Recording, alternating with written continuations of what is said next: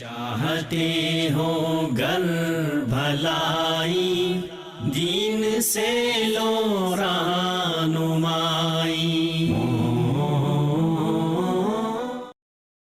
بسم اللہ الرحمن الرحیم۔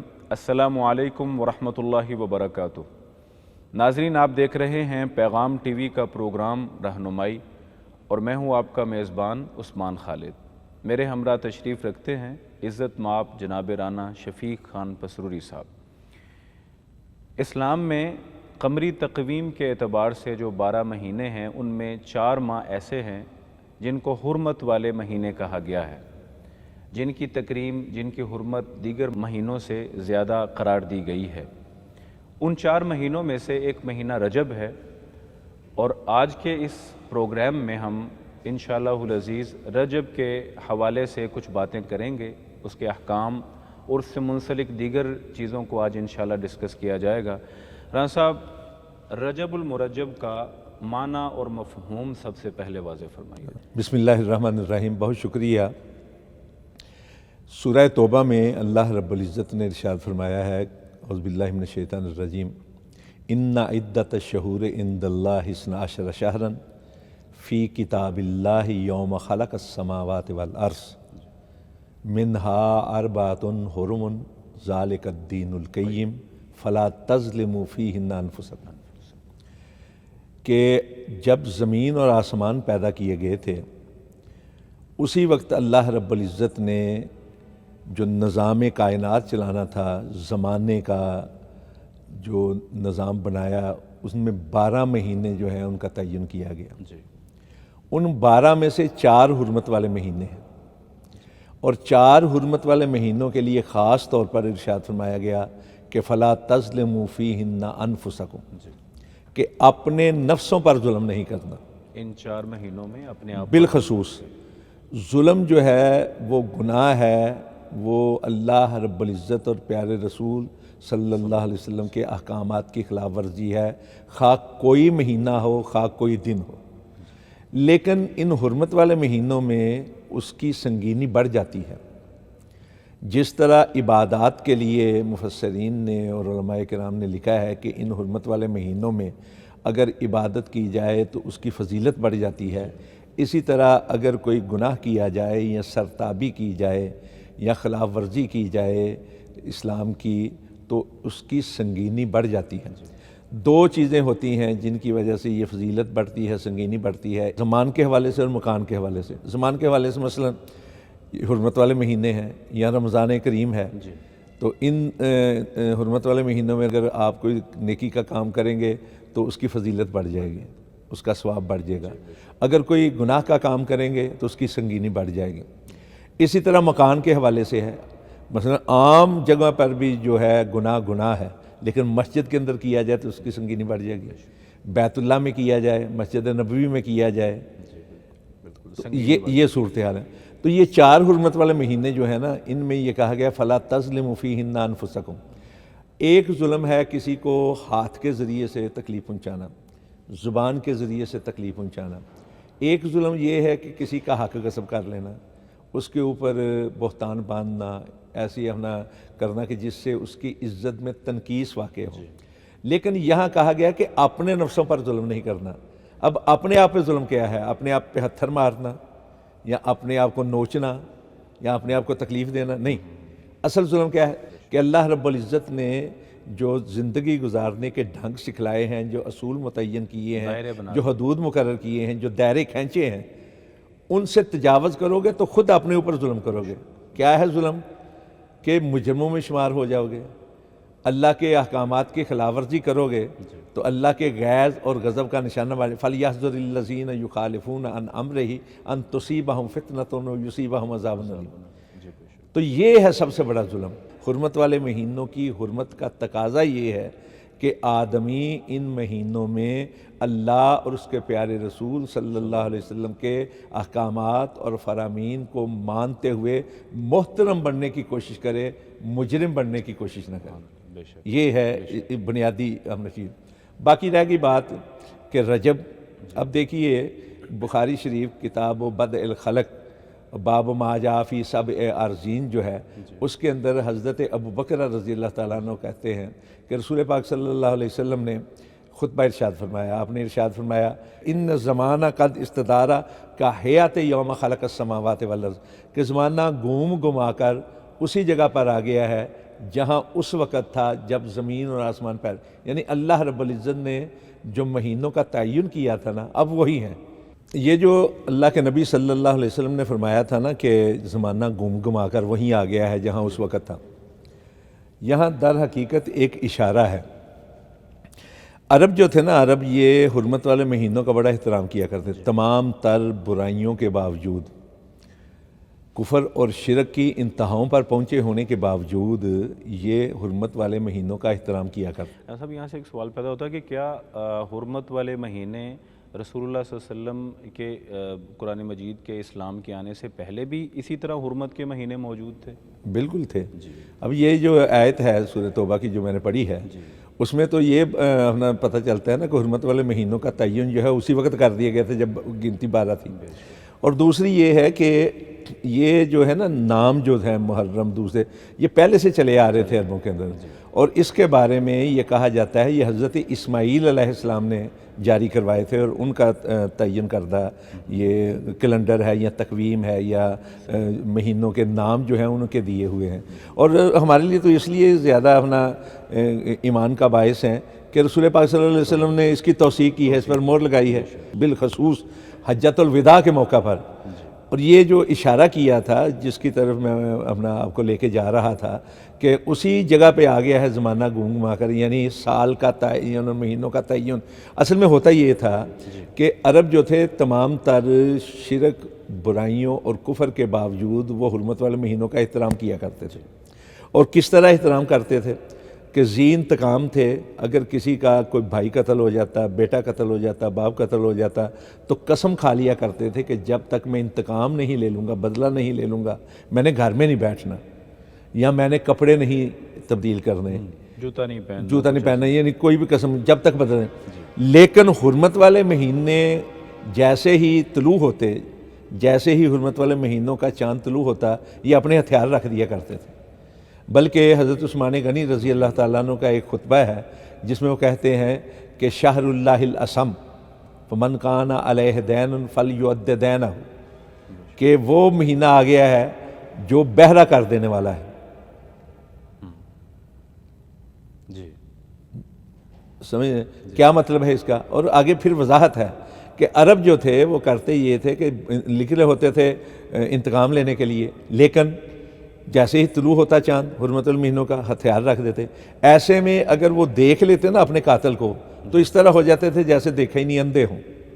اور ایسے میں اگر خبر کوئی پہنچتی کہ تمہارا قاتل جو ہے فلاں جگہ ہم نے دیکھا ہے تو اس طرح ہو جاتے جیسے بہرے ہیں، سنا ہی نہیں، اتنا احترام کرتے تھے۔ انتقام لینے تو والے کرتے کیا تھے کہ جیسے ہی حج کے بعد بنو کنانا کے اندر ایک جو کاہن تھا نا اس کو کہتے تھے المس، اس کے پاس جاتے، اس کو نذرانہ دیتے اور اسے کہتے کہ ایسا کرو کہ اگلے سال میں حرمت والے مہینے جو ہے نا وہ ذرا تبدیل کر دو، محرم کی جگہ پر فلاں مہینہ لے آؤ، محرم کو ذرا لیٹ کر لو، یا رجب کو، خاص طور پر رجب کو وہ کروائے، چونکہ حج کرنے کے بعد محرم میں وہ جاتے تھے۔ تو پہلا جو تھا المس جس نے یہ کام کیا، اور اس کا نام ابو عبیدہ بن امیہ وغیرہ اس طرح تھا۔ لیکن رسول پاک صلی اللہ علیہ وسلم کے دور کے اندر جب آپ کی بعثت ہوئی ہے ابو سمامہ کے نام سے تھا، تو پھر اعلان ہو جاتا تھا کہ بس ابو سمامہ کے بعد اب کسی کے بعد نہیں سنی جائے گی، تو رجب کو وہ کرتے۔ اس چیز کو قرآن پاک کی اندر جو اصطلاح بیان کی گئی ہے وہ نسی کی، یہی جو آیت میں نے تلاوت کی ہے اس سے اگلی آیت ہے انما النسیء زیادۃ فی الکفر، کہ نسی جو ہے نہ صرف کفر ہے بلکہ کفر کے اندر بڑھوتی کرنے والا عمل ہے۔ تو نسی یہ ہوتی تھی کہ وہ مہینے تبدیل کر دیا کرتے تھے۔ اب باقی سارے عرب کے جو قبائل تھے وہ تو المس کی بات پر رجب کو تبدیل کر دیتے۔ بنو مضر قبیلہ جو ہے وہ رجب کو تبدیل نہیں کیا کرتا تھا، وہ رجب کو وہی جگہ، اس طرف اشارہ ہے رسول پاک صلی اللہ علیہ وسلم کا۔ رجب و مضر، پہلا اشارہ یہ ہے کہ زمانہ گھوم گھما کر، یعنی اب اصل اپنی حالت پر آ گیا ہے، اب آج کے بعد نسیح نہیں ہوگی، تبدیلی نہیں ہوگی، مہینوں کے اندر رد و بدل نہیں ہوگا، اپنی اپنی جگہ پر مہینے جو ہیں وہ، اور رجب کا مہینہ جو ہے وہ ہے تو حرمت والا، لیکن وہ رجب ہے جو بنو مضر کے ہاں ہے۔ پہلی وضاحت یہ کی، دوسری وضاحت یہ کی الذی بین جمادہ و شعبان، جو جمادہ اخری اور شعبان کے درمیان میں ہے۔ یہ اس طرف اشارہ تھا رجب مضر کہنے کا بھی، اور اس طرف اشارہ تھا قد استدارہ کا حیات یوم خلق السماوات والارض، اس طرف بھی۔ تو یہ جو ہے نسیح کی، اب ایک چیز اور بھی سمجھنے کی ہے کہ دیکھیے جس طرح نسیح ایک اصطلاح ہے مہینوں کے مقام کے بدلنے کی، کہ اصل مثلا ذوالحجہ کے بعد محرم آتا ہے تو اس کو تبدیل نہیں کیا جائے، محرم کے بعد سفر آتا ہے اس کو تبدیل نہیں کیا جائے گا، رجب جس جگہ آتا ہے، یعنی جو ترتیب ہے اور جس پر رسول پاک صلی اللہ علیہ وسلم نے اب مہر لگا دی ہے اور جس کے لیے باقاعدہ حکم جاری کر دیا ہے، اس کو اپنی جگہ سے نہیں ہٹانا۔ ایک تو یہ ہے۔ دوسرا یہ ہے کہ جو نام رسول پاک صلی اللہ علیہ وسلم نے استعمال کیے ہیں مہینوں کے، یا صحابہ کرام نے استعمال کیے ہیں، یا احادیث کے اندر ملتے ہیں، تفاسیر کے اندر ملتے ہیں، ہمیں بھی کوشش یہ کرنی چاہیے کہ خواہ کسی بھی عقیدت کے ساتھ ان مہینوں کے ناموں کو تبدیل نہ کریں۔ کسی مہینے کا نام کسی اور جگہ پہ کوئی اور رکھ دینا، کچھ اور رکھ دینا، اس طرح نہیں کرنا چاہیے۔ یہ بھی اپنا چیز جو ہے رکھیں۔ باقی رہ گیا آپ کا سوال کہ رجب کا معنی کیا ہے مفہوم؟ ران صاحب ابھی بریک کا وقت ہے، انشاءاللہ اس کے بعد ناظرین ابھی وقت ہوا ایک وقفے کا، کچھ دیر کے بعد دوبارہ حاضر ہوتے ہیں۔ چاہتے ہو گر بھلائی دین سے لو رہنمائی۔ جی ویلکم بیک جی۔ ایسا بات ہو رہی تھی ہمارے پچھلے سوال پہ۔ جی بلکہ پہلے سوال پہ۔ جی پہلے سوال۔ دیکھیے رجب جو ہے نا، اس کا معنی ہوتا ہے مارنا، پھینکنا، لیکن جو مروج معنی ہے اور زیادہ تر چلا ہے وہ ہے عزت دینا۔ علامہ رافی نے تدوین میں یہ کہا ہے کہ اس کا معنی ہوتا ہے عزت دینا، راجبہ فلان و مولا ہو، کہ فلاں آدمی نے اپنے آقا کی عزت کی یا اس کو تعظیم دی، تعظیم دینا۔ اس لیے کہ اس کا نام رجب ہے کہ وہ لوگ جو تھے نا عرب کے، اس مہینے کو عزت دیا کرتے تھے، تعظیم دیا کرتے تھے۔ اچھا یہاں ایک واقعہ بھی ہے، سقیفہ بنو سعدہ کا نام تو آپ نے سنا ہے، جہاں اپنا اکٹھے ہوئے تھے صحابہ کرام رضوان اللہ علیہم اجمعین، سیدنا ابوبکر کی بیعت کے لیے رضی اللہ۔ وہ اصل میں اکٹھے ہوئے تھے اس فکر کے ساتھ کہ اب اللہ کے نبی صلی اللہ علیہ وسلم کے بعد ہمارا بنے گا کیا، یہ فکر مندی تھی کہ یار کیا بنے گا، کیا بنے گا، سب لوگوں کو فکر تھی۔ اتنا بڑا جو جتنا بڑا صدمہ ہوا تھا، جتنا بڑا صدمہ پہنچا تھا، جتنی اپنا دکھ پہنچا تھا، رجب کے معنی کے حوالے سے میں کر رہا ہوں۔ وہاں حباب بن منذر جو ہیں رضی اللہ تعالیٰ عنہ، ایک موقع پہ وہ کہنے لگے میری بات سنو، تو جب دوسروں کی رائے ہو تو وہ کھڑے ہو گئے انسانی فطرت کے مطابق، اور کھڑے ہو کر انہوں نے کہا کہ انا جزیلہ المحقق و ازیلہ المرجب۔ رجب کے حوالے سے میں انا جزیلہ المحقق و ازیلہ المرجب۔ اب جزیلہ المحقق کا مطلب یہ ہے کہ میں وہ آدمی ہوں، یعنی وہ ستون ہوں لکڑی کا کہ جس کے ساتھ لوگ ٹیک لگا کر بات کرتے ہیں، کمر لگا کر۔ ہوتا یہ تھا کہ قبیلوں کے اندر باقاعدہ اپنا ایک لکڑی ہوتی تھی، جو بڑا آدمی ہوتا تھا اس کے ساتھ ٹیک لگا کر تو لوگوں سے مخاطب ہوا کرتا تھا۔ خود رسول پاک صلی اللہ علیہ وسلم ایک تنا تھا جس کے اوپر ٹیک لگا کر، تنا جس کے بارے میں الفاظ بھی ہیں، رونے والا جو ہے اس کے اوپر کیا کرتے تھے۔ تو اشارہ یہ تھا کہ میں آدمی ہوں جس کی بات سنی جاتی ہے۔ اب ازیلہ المرجب کا جو لفظ ہے، مرجب کہا جاتا تھا اس آڑ کو، اس جو ایک شاخ ہوتی ہے نا پھلدار، تو جس شاخ کے اوپر زیادہ پھل لگتا تھا نا اس کے نیچے ایک آڑ لگا دیتے تھے لکڑی کی کہ گر نہ جائے، تاکہ کہیں پھل کے بوجھ کی وجہ سے یہ ٹہنی ٹوٹ نہ جائے، اور ٹہنی ٹوٹے گی تو پھل جو ہے ضائع ہو جائے گا، کچا پھل گر جائے گا یا اپنا صحیح طریقے سے پک نہیں سکے گا۔ تو وہ جو آڑ لگاتے تھے نا اس کو جزیل کہتے تھے، اور جو ٹہنی ہوتی پھلدار اس کو مرجب کہتے تھے۔ تو مقصد یہ تھا حضرت حباب کے کہنے کا کہ میں وہ آدمی ہوں جس کو میری قوم جو ہے عزت دیتی ہے، تعظیم کرتی ہے۔ تو رجب کا معنی ہوتا ہے تعظیم۔ اب رجب کا معنی بھی تعظیم ہے، مرجب کہہ کر یہ ہے کہ تعظیم دینے والا جو خود بھی تعظیم یافتہ ہے یا خود بھی معزز ہے، عزت والا ہے، وہ مہینہ جو ہے وہ ہے رجب۔ بے شک، بے شک۔ اس کی حرمت اسی طرح ہے جس طرح باقی 3 مہینوں کی حرمت ہے۔ اچھا، اسی طرح بخاری شریف کی اپنا اس میں باب وفد بنی حنیفہ کے اندر ایک اپنا صحابی تھے حضرت ابو رجاء عطاردی رضی اللہ تعالیٰ عنہ۔ وہ کہتے ہیں، یعنی حدیث کے جو الفاظ ہیں، وہ کہتے ہیں کہ ہم بڑے عجیب لوگ تھے کہ بتوں کی پوجا کرتے تھے، تو کہیں سفر پہ جاتے کوئی بت ہمارے پاس نہ آتا تو ہم جو اچھا لگتا نا پتھر اس کی پوجا شروع کر دیتے، تو آگے چلتے تو کوئی اور زیادہ اس سے بھی اچھا پتھر مل جاتا تو پہلے کو پھینک دیتے، حالانکہ اس کی پوجا ہوئی ہوتی، معبود بنایا ہوتا تھا، اس کو پھینک کے دوسرا کر لیا۔ اور اگر پتھر نہ ملتا تو ہم مٹی جمع کرتے، اس کو ڈھیر لگاتے، اس کو پوجا شروع کر دیتے، بکریوں کا دودھ دوتے، بکریوں کا دودھ اس پہ پھینکنا شروع کر دیتے۔ اس طرح کے لوگ تھے۔ اور جیسے ہی رجب آتا تو ہم کیا کرتے تھے، اس مہینے کو کہتے تھے منسل الاسنہ، کہ پرے جو ہے نا وہ اتار کر پھینک دیا کرتے تھے۔ پرا کہتے ہیں وہ اوپر جو ہوتی ہے نا لکڑی کے اوپر لگاتے ہیں، نیزے کے جو لوہا لگا ہوتا ہے نوکدار، اس کو پرا کہتے ہیں۔ باقاعدہ لکڑی کے اوپر اس کو لگایا جاتا تھا، تو بعد میں اتار دیں تو لاٹھی بن جاتی ہے۔ تو کہتے ہیں وہ جو پرے تھے نا ان کو پھینک دیتے تھے، ہتھیاروں کو ہم رکھ دیا کرتے تھے، یعنی حرمت کی وجہ سے۔ یہ بھی اسی ضمن میں ہے۔ اب رجب کا مہینہ جو ہے اس کا سب سے بڑا حکم یہ ہے شرعی طور پر کہ ہم کوئی ایسا قدم نہ اٹھائیں جس کی وجہ سے کسی کو تکلیف پہنچتی ہو۔ صاحب میں یہاں ایک سوال کے طور پر بات پوچھنا چاہتا ہوں، چونکہ اس کی بہت زیادہ اہمیت ہے، معاشرتی امور میں ہم دیکھتے بھی ہیں۔ پہلی بات یہ کچھ سادہ انداز سے پوچھنا چاہتا ہوں کہ کیا رجب کے کوئی علیحدہ سے احکامات ہیں یا نہیں ہیں؟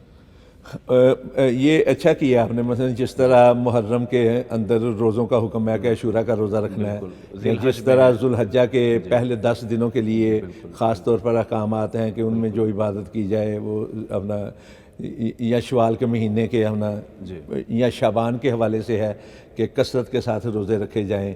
اور رسول پاک اس طرح روزے رکھتے تھے کہ لگتا تھا کہ جیسے آپ نے کوئی دن چھوڑا ہی نہیں شعبان کے۔ اس طرح خاص طور پر اس کے لیے کوئی احکام موجود نہیں ہے۔ بعض لوگوں نے جو ہے وہ کہا ہے کہ جی روزے رکھے، مثلا بعض لوگوں نے تو یہ کہا کہ جی اگر ایک دن کا روزہ رکھیں تو 1000 سال کا ثواب ملتا ہے۔ زکوٰۃ دیتے ہیں لوگ اور نہیں وہ الگ، وہ بھی ہم اس طرح بھی ہیں کہ پہلے روزوں کے حوالے سے سن لیں۔ خاص طور پہ اور جن جو روایتیں بیان کی جاتی ہیں نا اس مہینے کے روزوں کے حوالے سے کہ ایک روزہ رکھیں تو 1000 سال کے روزوں کا ثواب، 2 رکھیں تو 2000 سال کے، اور 3 رکھیں، یعنی اس طرح بڑھاتے چلے جاتے ہیں۔ ایسی تمام روایات کو ائمہ محدثین نے موضوع قرار دیا، من گھڑت قرار دیا۔ علامہ شوکانی نے موضوع کہا ہے، طاہر پٹنی نے موضوع کہا ہے، ابن حجر نے موضوع کہا ہے، ہمارے مولانا عبدالحی لکھنوی حنفی تھے، انہوں نے الآثار المرفوعہ کے اندر اس کو کہا ہے۔ حضرت شیخ عبدالحق محدث دہلوی جنہیں کہا جاتا ہے، حنفی بہت بڑے بزرگ تھے، انہوں نے ما ثبت بالسنہ میں کہا ہے۔ یعنی ایسی چیزیں جو ہیں کوئی روایت، البتہ ابن ماجہ کی ایک روایت ہے کہ رسول پاک صلی اللہ علیہ وسلم نے منع کیا ہے خاص طور پر صیام کے نام پر روزے رکھنے سے۔ مصنف ابن ابی شیبہ میں حضرت ابن عمر رضی اللہ تعالیٰ عنہ، عبداللہ ابن عمر رضی اللہ عنہما، ان سے ہے کہ وہ اس چیز کو ناپسند کیے۔ حضرت عمر فاروق کے بارے میں ہے کہ ان کو پتہ چلتا نا کہ کسی آدمی نے رجب کے نام پر روزہ رکھا ہے تو وہ جو درہ رکھا تھا اس کے ساتھ اس جگہ پہ اکف الناس کا لفظ ہے، وہاں مار کے کہتے تھے کہ تم اس طرح کی تعظیم کرتے ہو جس طرح قبل اسلام عرب والے جو ہیں رجب کی تعظیم کیا کرتے تھے۔ ایک مرفوع روایت بھی اس میں درج ہے مصنف ابن ابی شیبہ میں کہ صحابہ کرام نے پوچھا کہ ہم روزہ رکھنا چاہتے ہیں تو آپ نے فرمایا کہ این انتم فی شعبان، شعبان کا مہینہ آ رہا ہے نا، خوب شوق پورے کر لینا۔ یہ روایات موجود ہیں جو من گھڑت نہیں ہیں، موضوع نہیں ہیں۔ اچھا، یہاں تک بات ہے ایک آدمی عادی ہے روزہ رکھنے کا، رسول پاک صلی اللہ علیہ وسلم کی سنت سمجھتے ہوئے ہر سوموار اور جمعرات کو، تو اس مہینے میں بھی وہ سوموار اور جمعرات کی وجہ سے روزہ رکھ سکتا ہے۔ یا ایک آدمی ہے جس کی عادت ہے ہر مہینے کے ایام 20 کے روزے رکھنے، 13ویں 14ویں 15ویں کے، وہ بھی روزے رکھ سکتا ہے۔ چونکہ وہ ایام 20 کے روزہ رکھ رہا ہے رجب کے خاص طور پر اس کی پہلے کی یا ایک آدمی ہے جو دودی روزہ رکھتا ہے جی۔ یعنی ایک دن چھوڑ کے ایک دن روزہ، ایک دن چھوڑ کے، وہ بھی رکھ سکتا ہے، اس لیے کہ خاص طور پر رجب کے حوالے سے کوئی روزے جو ہیں ان کے احکامات موجود نہیں ہیں۔ ہاں البتہ یہ ہے کہ ویسے ہم نے جو عبادات کی جائیں گی ان کا ثواب، لیکن سب سے بڑا حکم جو ہے نا اس مہینے کا وہ یہ ہے کہ کوئی ایسا قدم نہ اٹھایا جائے جس کی وجہ سے کسی کے ظلم ہو، بے شک، کسی کو نشانہ بنا کر نہ الزام دیا جائے، نہ بہتان باندھا جائے، نہ اس کی عزت میں تنقیص کا باعث بنا جائے، نہ اس کا حق غصب کیا جائے، نہ اس کا حق طلب کیا جائے، کسی قسم کا ظلم نہیں دینا چاہیے، نہ قلبی، نہ روحانی، نہ جسمانی۔ یہ ہے حرمت کے تقاضا، سب سے بڑا تقاضا یہی ہے کہ خود بہترین بن جاؤ، ایسے کام کرو کہ جس کی وجہ سے تم محترم بن جاؤ، عزت کے لائق ٹھہرو، اور نہ کوئی ایسا کام کرو کہ جس کی وجہ سے کسی دوسرے کو کوئی تکلیف پہنچے۔ یہ ہے۔ باقی رہ گئی بات جو آپ نے پوچھا ہے کہ زکوٰۃ کے حوالے سے، دو چیزیں بڑی مشہور ہیں ہمارے نا ماحول میں یا معاشرے میں۔ ایک تو سمجھا جاتا ہے کہ رجب کا مہینہ یہ زکوٰۃ کا مہینہ ہے، اور دوسرا یہ کہا جاتا ہے کہ یہ مہینہ عمرے کرنے کا مہینہ ہے۔ یہ دو چیزیں جو ہیں مشہور ہیں۔ پہلی بات تو یہ ہے کہ زکوٰۃ کے لیے کوئی خاص مہینہ نہیں ہے۔ زکوٰۃ کے لیے حکم یہ ہے کہ اگر آپ کا مال جو نصاب کو پہنچا ہے، یعنی جتنا مال، نصاب کا مطلب یہ ہے کہ ایسا مقدار یا ایسی قیمت کہ جو زکوٰۃ کے وجوب کا باعث بنے، اس کے اوپر سال گزر گیا ہے ایسے مال پر، تو سال پورا ہوتے ہی زکوٰۃ واجب ہو جاتی ہے۔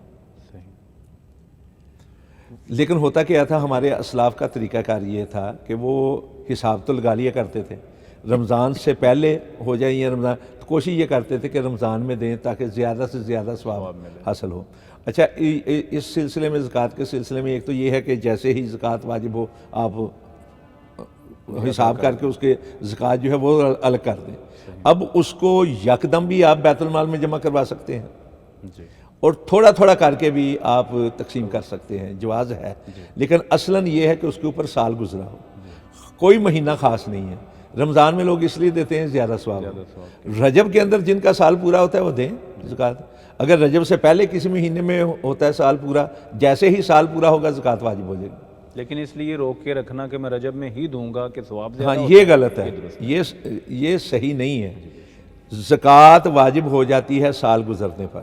مثلا ایک آدمی ہے، اس کے پاس پیسے تھوڑے تھے، لیکن اللہ کا کرنا ایسا ہوا کہ کسی طرح سے اللہ نے برکت ڈال دی، محرم کے دنوں میں وہ صاحب نصاب ہو گیا۔ اب اگلے محرم پہ جب سال گزر جائے گا تو اس کو زکوٰۃ دینی پڑے گی، حساب کرے گا تو اپنا دے گا۔ سال گزرنے پر زکوٰۃ ہے، مہینے کا تعین کوئی نہیں ہے۔ دوسرا یہ ہے کہ اس مہینے میں عمرے کیے جائیں۔ اس سلسلے میں ایک واقعہ بھی ہے، بڑا اپنا مشہور واقعہ ہے اس حوالے سے۔ حضرت عبداللہ بن عمر رضی اللہ تعالیٰ عنہما اور حضرت عروہ بن زبیر، ان دونوں کا مکالمہ، یہ بیٹھے ہوئے تھے روضۃ من ریاض الجنہ میں، حجرہ عائشہ کے قریب۔ تو عبداللہ بن عمر سے پوچھنے لگے عروہ بن زبیر کہ اللہ کے نبی نے رجب میں عمرہ کیا ہے؟ کہنے لگے ہاں کیا ہے۔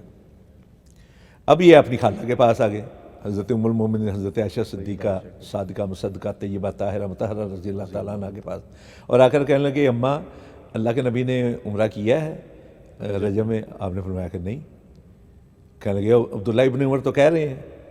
تو اماں عائشہ فرمانے لگی کہ اللہ تعالیٰ رحم فرمائے عبداللہ بن عمر پہ، وہ ہر عمرے میں رسول پاک کے ساتھ تھے، وہ بھول گئے ہیں، اللہ کے نبی نے کبھی عمرہ نہیں کیا رجب میں۔ اس کی وجہ یہ ہے کہ اللہ کے نبی صلی اللہ علیہ وسلم نے 4 عمرے کیے ہیں، ایک حج کیا ہے۔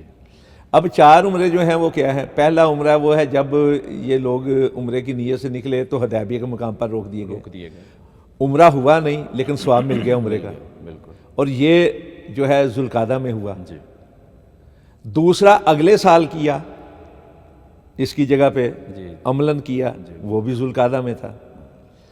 تیسرا جو ہے فتح مکہ کے بعد غزوہ حنین ہوا، تو غزوہ حنین کا مال تقسیم کیا اللہ کے نبی صلی اللہ علیہ وسلم جارانہ کے مقام پر، اور جارانہ سے پھر گئے ہیں عمرے کے لیے، یہ بھی ذوالقعدہ میں ہوا، 3 ہو گئے۔ چوتھا جو ہے وہ حج کے ساتھ کیا تھا آپ نے، چونکہ حج قران کیا تھا، اور حج قران میں عمرے اور حج کا ایک ہی احرام ہوتا ہے، یعنی حج کی اقسام ہے نا کہ ایک ہے اکیلا حج، عمرہ نہیں کرنا، دوسرا حج تمتع کہ آپ عمرے گئے ہیں احرام باندھ کے، عمرہ کر کے آپ نے احرام کھول دیا، پھر حج کے لیے احرام باندھا۔ اللہ کے نبی صلی اللہ علیہ وسلم نے حج قران کیا تھا اور یہ ذوالحجہ میں کیا تھا، تو یہ عمرہ چوتھا جو ہے یہ ذوالحج میں کیا، ایک بھی نہیں رجب میں، ایک بھی رجب میں نہیں ہے۔ لیکن اس کے باوجود اگر کوئی شخص رجب میں بھی جا کے عمرہ کرے گا تو ثواب اس کو عمرے کا ملے گا، یہ نہیں کہ عمرہ کر ہی نہیں سکتا، یعنی یہ جو ذہن بنا ہوا ہے نا، اس کی میں نے علمی توجیہ کی ہے کہ علمی طور پر یہ خاص کر دینا رجب کو، یہ علمی طور پر صحیح نہیں ہے۔ یعنی یہ کہنا کہ عمرہ جو ہے وہ رجب میں کیا جائے تو زیادہ ثواب ہوتا ہے یا بہتر ہاں، ہے، یہ درست ثواب اس وجہ سے کہ یہ حرمت والا مہینہ ہے، جس طرح ہم نے پہلے گفتگو کی تھی کہ زمان اور مکان کی وجہ سے فضیلت کے اندر بھی اضافہ ہوتا ہے، سنگینی کے اندر بھی اضافہ ہوتا ہے، لیکن یہ اس لحاظ سے۔ لیکن یہ کہنا کہ یہ مہینہ ہی عمروں کا ہے، عمرے کرنے کا ہے، یہ علمی طور پر اس کی کوئی بنیاد نہیں ہے۔ بہت شکریہ انس صاحب، ابھی ایک وقفے کا وقت ہے۔ ناظرین ابھی ہم بریک لیں گے، کچھ دیر کے بعد دوبارہ حاضر ہوتے ہیں۔ چاہتے ہو گر بھلائی دین سے لو رہنمائی۔ جی ویلکم بیک۔ جی رانا صاحب، اپنے آخری سیگمنٹ میں ایک سوال کرنا چاہتا ہوں، وہ یہ ہے کہ بعض کام کرنے کو رجب کے ساتھ جوڑ دیا جاتا ہے اور تلقین کی جاتی ہے، جس میں ایک کام ایک چیز رجبی بھی ہے، اس پر کچھ تھوڑی سی روشنی ڈالیے۔ ہاں، یہ بہت اچھا کیا کہ بعض لوگ جو ہے نا اس مہینے میں خاص انداز میں اشیاء تقسیم کرتے ہیں جی، اور سمجھتے یہ ہیں کہ یہ صدقہ ہے، خیرات ہے، اور اس مہینے کے لیے خاص اس کو مخصوص کیا گیا ہے خاص طور پر، اور اس کا ثواب بہت زیادہ ہے۔ ان میں سے بعض لوگ جو ہے نا رجبی کے نام پر کرتے ہیں۔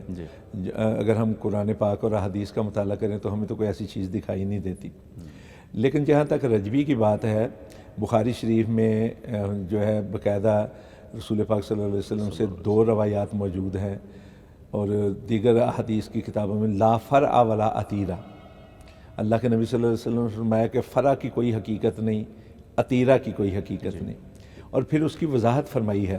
یعنی بخاری شریف کے اندر 5473 5473 اور 5474 یہ 2 احادیث ہیں جن کے اندر پیارے رسول صلی اللہ علیہ وسلم نے فرمایا کہ فرع جو ہے وہ ہے پہلونٹی کا بچہ، یعنی اونٹنی یا بکری جو پہلا بچہ دیتی تھی وہ اس کو ذبح کیا کرتے تھے اپنے بتوں پر۔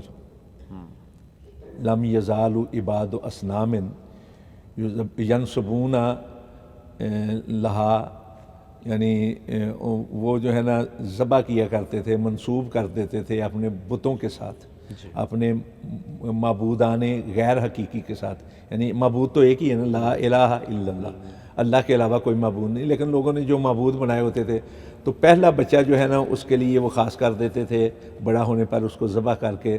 اور پوچھا گیا کہ عتیرہ کیا ہے؟ عتیرہ آپ نے فرمایا کہ عتیرہ جو ہے رجب میں ہے، یہ بخاری شریف کے الفاظ ہیں، لیکن لغات الحدیث کے اندر بھی ایک روایت ہے کہ اس میں کہا گیا کہ اتدرون ما العتیرہ، تم جانتے ہو عتیرہ کیا ہے؟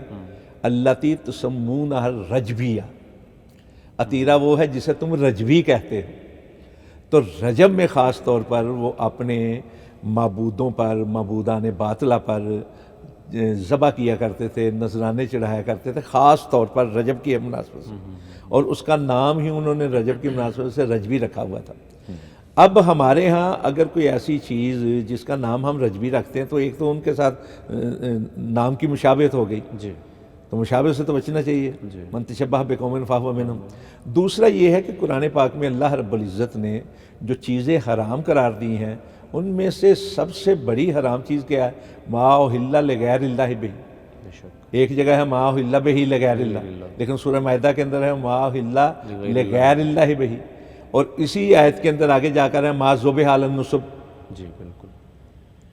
یعنی ما ذبح علی النصب کا تو مطلب یہ ہے نا کہ جو آستانوں پر یا ڈھیریوں پر جانور ذبح کیے جاتے ہیں، لیکن پہلی میں کیا ہے، ما اہل لغیر اللہ بہ، ہر وہ چیز جو پکاری جائے اللہ کے علاوہ کے لیے، اس میں ذبح کا لفظ نہیں، ذبح ہے وہ بھی اس میں شامل ہے، ویسے کوئی چیز دیتے ہیں وہ بھی اس میں شامل ہے۔ اچھا یہاں ایک چیز اور ہے سمجھنے کی، آپ ابو داؤد کا وہ واقعہ بڑا مشہور ہے، جو ایک صحابی نے اللہ کے نبی صلی اللہ علیہ وسلم سے پوچھا کہ میں نے نظر مانی تھی کہ بوانا کے مقام پر میں اونٹ ذبح کروں گا۔ جی جی اب یہ صحابی تھے، ایمان لا چکے تھے، انہوں نے تو اگر اونٹ ذبح کرنا تھا تو اللہ کے نام پہ کرنا تھا نا، بے شک غیر اللہ کے نام پہ تو نہیں کرنا تھا، وما اہل لغیر اللہ بہ کے زمرے میں تو نہیں آنا تھا۔ بالکل لیکن اللہ کے نبی نے کیا پوچھا؟ آپ نے پوچھا کہ کیا وہاں بوانا کے مقام پر کوئی تہوار تو نہیں ہوتا تھا؟ اللہ اکبر، کوئی تہوار تو نہیں تھا، یعنی مشرکوں کے تہواروں میں سے کوئی تہوار تو نہیں تھا؟ انہوں نے کہا کہ جی نہیں۔ پھر آپ نے دوسرا لفظ پوچھا کہ بوانا کے مقام پر حل فیہا وثن من الاوثان، وہاں کوئی ڈھیری تو نہیں تھی کہ جس ڈھیری کی وجہ سے وہاں پوجا کی جاتی ہو یا جانور ذبح ہوتے ہوں؟ انہوں نے کہا جی نہیں ایسا بھی نہیں۔ پھر اللہ کے نبی نے کہا کہ ٹھیک ہے اپنی نظر کو پورا کرو۔ یعنی مقصد یہ ہے کہنے کا کہ ہر اس جگہ سے بھی بچنا چاہیے، ہر اس موقع سے بچنا چاہیے جو ہمیں لے جاتا ہے مشرکین کی مشابہت کی طرف، یعنی ایسی جگہ پر جا کر اگرچہ اللہ کے نام پر بھی ہو، جہاں شرک کیا جاتا ہے، کوئی ڈیری ہے جہاں اللہ کے علاوہ جانور ذبح کیے جاتے ہیں یا نذرانے چڑھائے جاتے ہیں، وہاں جا کر اگرچہ اللہ کے نام پر بھی ہو تب بھی ہمیں نہیں کرنا چاہیے۔ یہ اس لیے کہ مسلمان جو ہے وہ توحید پرست ہے۔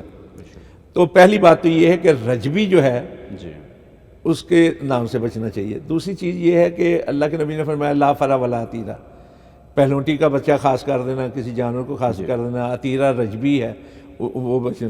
تو یہ دو چیزیں جو ہیں ان کو اپنا، لیکن سب سے اہم جو چیز ہے وہ یہ ہے کہ رجب کے لیے سب سے بڑا حکم یہ ہے کہ یہ حرمت والا مہینہ ہے، ہمیں اس کے حرمت کا خیال کرتے ہوئے احترام حاصل کرنا چاہیے اور احترام بانٹنا چاہیے، خود محترم بننا چاہیے، دوسروں کی عزت اور احترام کا خیال کرنا چاہیے، اور کوئی ایسا کام نہیں کرنا چاہیے جو اللہ اور اس کے پیارے رسول صلی اللہ علیہ وسلم کی تعلیمات کی خلاف ورزی پر منتج ہو۔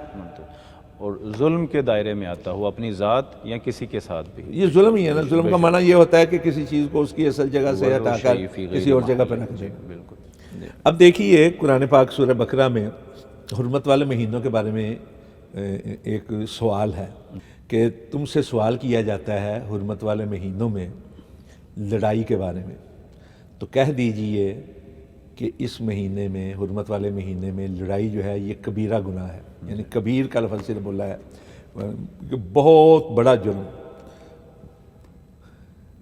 رسول پاک صلی اللہ علیہ وسلم نے خاص طور پر بھی اور عام طور پر بھی حرمت والے مہینوں میں جنگ و جدل سے، لڑائی جھگڑے سے، دوسروں کے حقوق غصب کرنے سے منع فرمایا ہے۔ ہمیں اس کی طرف توجہ دینی چاہیے۔ اب ہم مسلمان ہیں، ہم یہ تو پڑھتے ہیں کہ مشرکین اور کفار جو تھے تمام تر برائیوں کے باوجود، کفر اور شرک کی انتہاؤں کے باوجود وہ حرمت والے مہینوں کا خیال کرتے تھے، لیکن ہم بحیثیت مسلم چاہتے یہ ہیں کہ چند رسوم جو ہیں وہ تو ادا کر دیں، لیکن جو اصل حکم ہے دوسروں کو احترام دینے کا یا دوسروں پر ظلم کرنے سے رکنے کا، اس کی طرف ہماری توجہ نہیں ہے۔ حالانکہ ایک آدمی جتنا چاہے پرہیزگار ہو، تہجد گزار ہو، شب زندہ دار ہو، عبادت کرنے والا ہو، لیکن اگر کسی کا حق غصب کرتا ہے نا تو اس کی عبادت کا اس کو فائدہ نہیں۔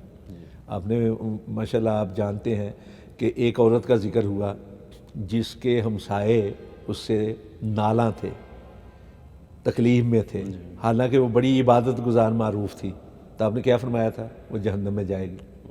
اور دوسری طرف ایک بدکار عورت کا ذکر ہے اور ایک بدکار مرد کا بھی ذکر ہے جنہوں نے کتے اور بلی پر رحم کھایا، کتے کو پانی پلایا، تو صرف اس ایک عمل کی وجہ سے ان کے لیے بخشش کا اعلان کر دیا گیا۔ تو اصل چیز یہ ہے کہ ہم اپنے طور پر بڑے عبادت گزار ہیں. ہم یہ چاہتے ہیں کہ کوئی مہینہ آ گیا ہے حرمت والا، اس میں فلاں روزہ رکھ لیں، فلاں کام کر لیں، تو ہمارے سارے جرائم جو ہیں ان پہ پردہ پڑ جائے گا.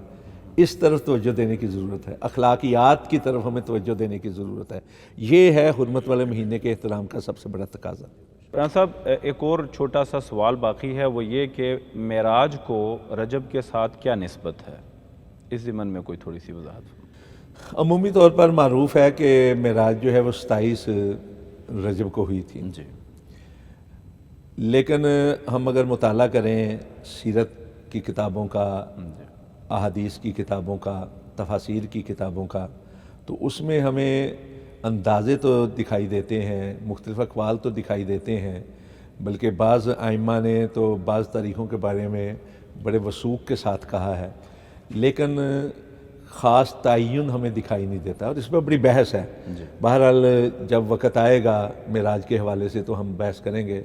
لیکن یہ حقیقت ہے کہ معراج اللہ کے نبی صلی اللہ علیہ وسلم کا ایک بہت بڑا اعزاز ہے، ایک ایسا معجزہ ہے جس کے اندر کئی معجزے اللہ رب العزت نے جمع کر دیے ہیں.